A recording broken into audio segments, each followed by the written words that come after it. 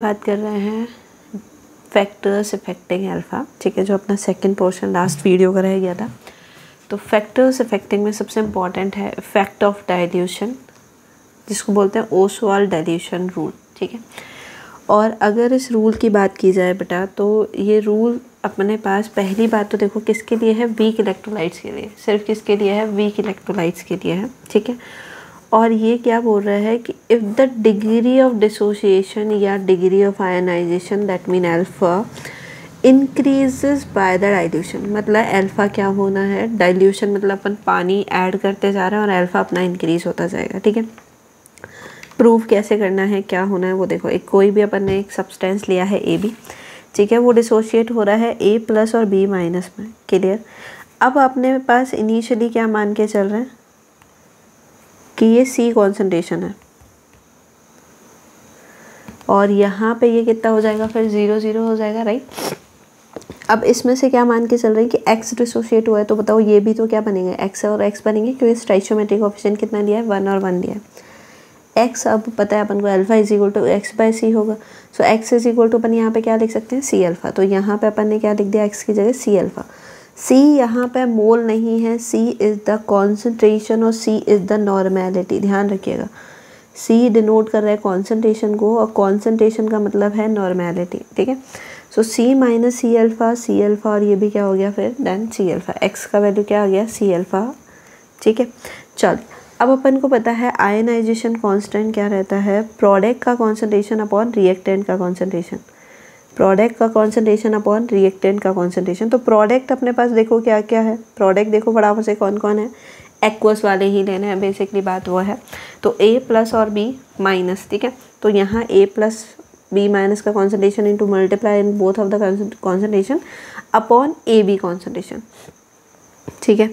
अब यहाँ देखो A का कॉन्सेंट्रेशन कितना है, C अल्फा है, ठीक है।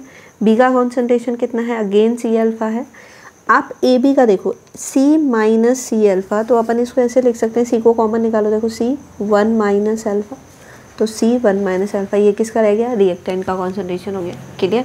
चलिए अब देखो यहाँ से C कैंसिल आउट हो गया, C alpha square upon 1 - alpha. तो K आयन का फॉर्मूला क्या बन रहा है, C alpha square upon 1 - alpha. ये क्या है, आयन का मतलब आयनाइजेशन कांस्टेंट, ठीक है। आप इसको डिसोसिएशन कांस्टेंट भी बोल सकते हैं, ध्यान रखिएगा, डिसोसिएशन कांस्टेंट या ionisation constant according to question, ठीक है।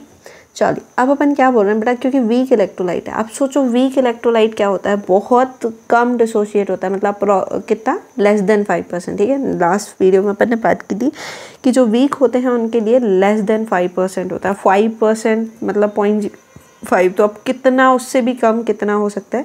तो यहाँ पे अपन क्या मानेंगे कि 1 - अल्फा, ये जो अल्फ़ा है that is very less than 1 है, तो 1 - अल्फा अप्रॉक्स कितना हो जाएगा, 1। तो इस पूरी टर्म को अपन 1 मान के चलेंगे, तो K आयन के तो फॉर्मूला एक जो निकल के आएगा that is C alpha square. क्या फॉर्मूला निकल के आएगा, C अल्फा स्क्वायर, ठीक है। अब यहाँ से अपन को एक रिलेशन फाइंड करना है, क्योंकि अपन ने डाइल्यूशन किया है, राइट। तो यहाँ देखो alpha = √K ion by C, ionisation constant divided by C, ठीक है।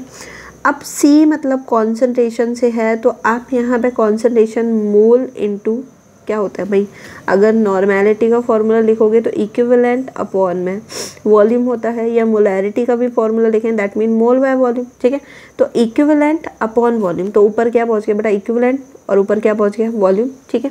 तो वॉल्यूम के तो क्या हो गया, अल्फा डायरेक्टली प्रोपोर्शनल आ रहा है, कॉन्सेंट्रेशन के क्या आ रहा है, इनवर्सली प्रोपोर्शनल। इसी को बोलते हैं ओसवाल्ड डाइल्यूशन रूल, कि भाई कॉन्सेंट्रेशन के रूट के इनवर्सली प्रोपोर्शनल है, जबकि वॉल्यूम के रूट के डायरेक्टली प्रोपोर्शनल है, ठीक है। तो भाई आप इसको ऐसे लिख सकते हैं कि अपन α1 अपॉन α2 = √B1/B2। तो अगर सपोज आपको 2 वॉल्यूम दे रखे हैं, एक अल्फ़ा दे रखा है, दूसरा पूछा हुआ है, तो आप आराम से इसको निकाल सकते हो, ठीक है। चलिए नेक्स्ट बेटा अपन छोटा सा क्वेश्चन है, देखो क्या क्वेश्चन दे रखा है, 10⁻² मोलर HCN है, H+ का वो कॉन्सेंट्रेशन दे रखा है, अल्फ़ा आपसे पूछा हुआ है, ठीक है। अब पहले देखो HCN को एक बार ब्रेक करिएगा, H+ और CN-, ठीक है, H+ और CN-। अब यहाँ HCN कितना है, 10⁻²। अब ध्यान रखो मैंने बोला है आपको यहाँ पर नॉर्मेलिटी लेना है सी को, ठीक है। तो लेकिन बेटा अगर मोनोवेलेंट कोई चीज़ें है, मतलब जो एक H प्लस एक OH माइनस डोनेट कर रहा है, दैट मीन मोलैरिटी और नॉर्मेलिटी इक्वल रहेगा। Normality is equal to molarity into valency factor. इसका वैलेंसी वैक्टर कितना है, 1 है। तो नॉर्मेलिटी और मोलैरिटी यहाँ पे क्या है, इक्वल है। तो इसका सी कितना आ रहा है, 10⁻²। इनिशियली ये 0 0 हो जाएंगे। बताओ T at T equilibrium time पे यहाँ पे क्या होगा, इसको ऐसे लिख लेते हैं 0.01, ठीक है, ज़्यादा अच्छा लगेगा। माइनस क्या करते हैं बताओ, सी अल्फा करते हैं अपन, ये सी अल्फा बना और ये सी अल्फा। अब इसने क्या बोला है, H प्लस आयन का कॉन्सेंट्रेशन कितना है, 10⁻³ है। कितना है, 10⁻³ है। तो H प्लस आयन का हकीकत में कॉन्सेंट्रेशन है कितना बेटा, सी अल्फा ही तो है। तो अब मुझे बताओ H प्लस कितना है, 10⁻³ सी अल्फा, सी कितना है अपने पास 10⁻² इंटू अल्फा, राइट।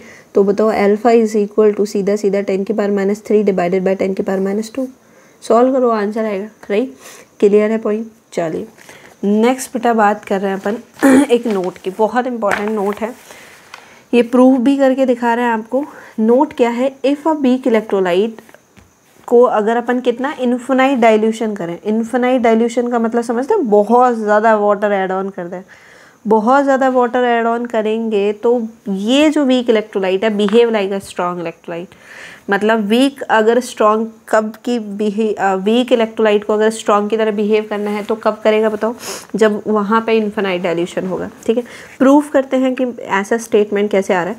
तो बेटा अभी देखो अपना डिसोसिएशन आयनाइजेशन कांस्टेंट का फॉर्मूला क्या आया था, C⁴/1 - अल्फा।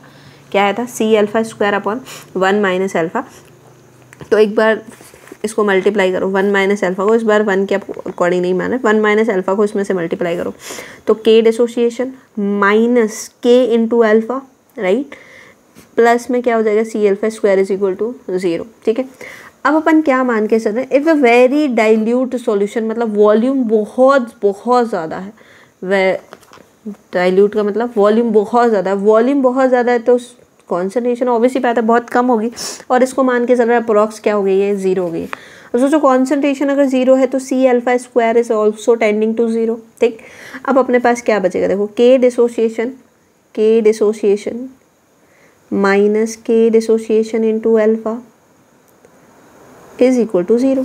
तो बेटा ये इधर टर्म जाएगी माइनस की तो प्लस में हो जाएगा, तो K dissociation into K equal to K dissociation into alpha. K से K कैंसिल हो गया, अल्फा कितना आ गया बोलो, 1 आ गया।